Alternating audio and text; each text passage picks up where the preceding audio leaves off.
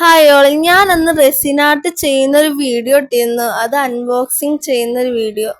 ഇപ്പൊ ഞാൻ റെസിനാട്ട് ചെയ്തിട്ട് പാളിപ്പോയിട്ട് വീണ്ടും ചെയ്ത ഒരു വീഡിയോ ആണ് കാണിക്കുന്നത്.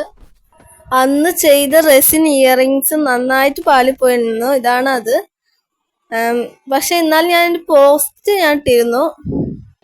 ഇതാണ് ഞാൻ അതിനുശേഷം ചെയ്തത്.